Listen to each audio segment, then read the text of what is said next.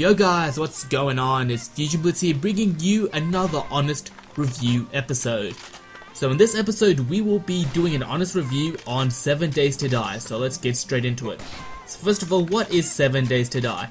7 Days to Die is a video game about zombie survival. You are put up against a bunch of zombies and you practically have to survive. That's the gist of it. It's open world, it's voxel based. You're going up against a bunch of zombies and you can team up with friends or go solo, but in the end, your objective is to survive. So to start off this review, let's talk about the gameplay mechanics. This game is quite a bit like Minecraft in the sense that you have to do a lot of crafting and mining and shit like that. So this game has a very robust crafting system. You have a list of things that you're able to craft, and once you craft that thing once, you can just repeatedly click on the item to make more of it. The crafting system is a lot like Minecraft. You have a 5x5 grid and you have to put items in the grid to craft your shit. So there are a bunch of things you can craft. You can craft weapons, structures, like your wood with metal, and you can reinforce them with metal and shit like that. You can make guns. If you have the correct parts and the correct books, you can make guns. And yeah, there's just a bunch of shit that you can make. You can make yourself first aid kits to heal yourself, make antibiotics, you can make a shit ton of stuff. You can cook your food, all of that, and it's quite robust and it works really well. It's a lot better than Minecraft system because you actually have a reference. You can just go into your inventory and search up whatever you want to craft and it will show you how to craft it. And now let's get back into the building. In this game, you have to build a base or fortify a pre-built structure to survive during night times. So you get your items, whether it be wood, stone, concrete, and you can build yourself a base. Now, a really important part of the building in this game is the physics engine. Things actually obey the laws of gravity. You can't just have things floating there like in Minecraft. If you go too far out from a support structure, like a column of wood, your structure will just collapse, and this is extremely evident when you go into a pre-built structure, say like a gas station. You break one block and the whole thing comes tumbling down. So you have to plan out your base carefully if you don't want it to come crumbling down. So that is quite realistic and it works quite well.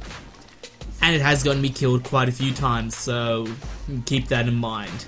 Now let's talk about the zombies themselves and how to kill them.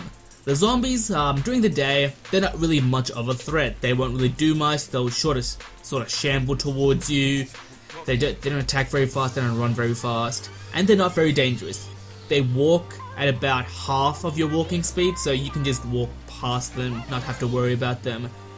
But during night times, the zombies, they become quite aggressive. They become like World War Z zombies. They will start attacking you relentlessly. They'll break through your base just to come and kill you. That's exactly what they'll do. They are deadly. They do more damage, they're smarter, they'll pathfind you really easily. So unless you have a very fortified base, you are going to get fucked over. Now the reason why it's called 7 Days to Die is because on the 7th day, you will get hit by a horde.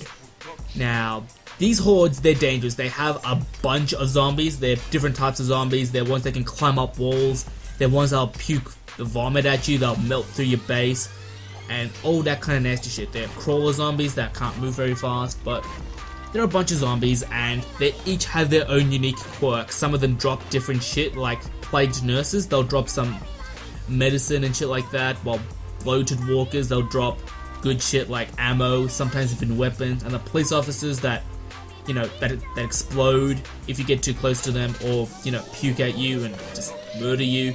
They have some really good shit too, so there are a bunch of zombies to kill, and it feels like, you know, a really good variety between everything. Because in DayZ, I remember, there's just like one type of zombie, they don't really drop anything, and they're kind of boring, and they're kind of always aggressive. But here, there's a unique dynamic to it, so that's really cool. Now, that's it about the zombies. They're deadly, you gotta watch out during nighttime, but other than that, you should be good. Now let's talk about the looting. In this game, you're going to have to scavenge around the whole entire map, whether it be the pre-gen navscan or the randomly generated worlds, because you have the option to have randomly generated or a pre-built one. But the pre-built one is freaking massive, but you're going to have to go around to towns and shit, and you're going to have to go and loot the houses. Now these houses, they'll contain a bunch of stuff. They'll contain food, they'll contain water, guns, ammo, maybe some medicine. All that shit you will find in these heavily populated, well, used to be heavily populated areas. But these places are fairly dangerous. They're usually surrounded by lots of zombies, and what you have to look out for are the zombie dogs, because those things are nasty. They are really fast, they will rip you to shreds if you don't have a weapon. So that kind of sucks, but these areas, like the military bases, urban areas, they have the best loot. Like, I found a shotgun, some 44 Magnum parts, a hunting rifle, and all that shit in these, you know, urban areas, because they have the best stuff. High risk, high reward, so you might as well be prepared to do that. But in other areas, there won't be as many zombies, and they'll have useful stuff like food and water, but not many guns and shit, so, you know, take whichever route you prefer. Now let's talk about the survival aspect of this game. To survive, you're obviously going to need food and water, and of course, you're going to need that. But you also have another statistic in the game, which is called wellness. Now the higher your wellness, the more stamina and health you have. The more health you have, the more hits you can take.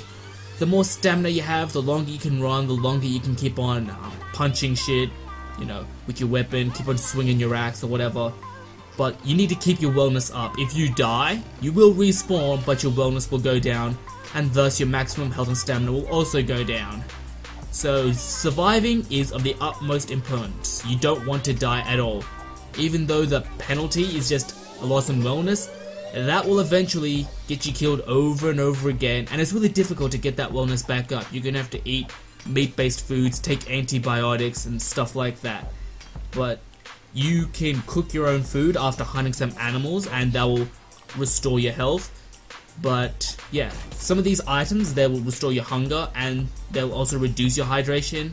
They might also increase your hydration, like with venison stew. But there are a bunch of food items in this game. Each have their own benefits. If you find canned food, that's quite good because it doesn't have any smell. Because zombies will be attracted to you if you're carrying something that has a smell. That's another variable in this game. Within a certain radius, if zombies are in that radius of the smell, they will come and attack you because you're tasty. But there's just so much shit to do in this game, and it's amazing. Everything is practically destructible. You can break just about anything. There's just a lot of shit to do, and it's a really immersive zombie survival game. That's all I can really say. The atmosphere created in this game is great. During the day, you're like, good, I need to go out there, get food, get water, and survive. And then when nighttime comes, you're like, holy fucking shit, you are scared the fuck out. These zombies are actually terrifying. The sounds that they make during nighttime, the way that they just break into your house is just, it's terrifying. And that's it for the game mainly. Now I'm just going to talk about the performance of it.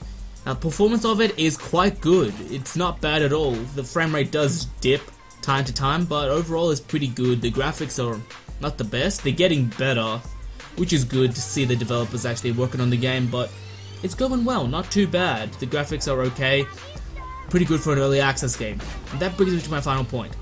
This is an early access game. For an early access game, it is fucking amazing. And I think it is definitely worth a buy. If you guys have like $15 or $25, don't know how much it is right now, to spend, this is the game that I'd recommend. This game is like a cross between DayZ and Minecraft, and those two games are quite good. DayZ not as much as Minecraft, but Minecraft has good building and crafting mechanics, and DayZ has the zombie survival thing. Put them together and you get 7 Days to Die, but I'd say it's better than the both of them because it's just so immersive. It's extremely well done. You can tell the development team of this game actually cares about the game.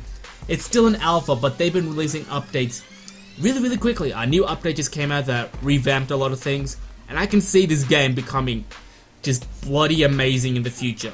This is the power of early access. Sometimes it doesn't work out well. Actually, most times it doesn't work out well, but this is an early access game done right, and you guys should definitely pick it up. So hopefully you guys enjoyed my review of 7 Days to Die, and I will be doing a playthrough of this with a friend of mine, and you can expect that within the next week or so. So I'll do a playthrough of that so you guys can see what the game is truly like. But hopefully you guys enjoyed the review, and as always, thanks for watching. Peace out.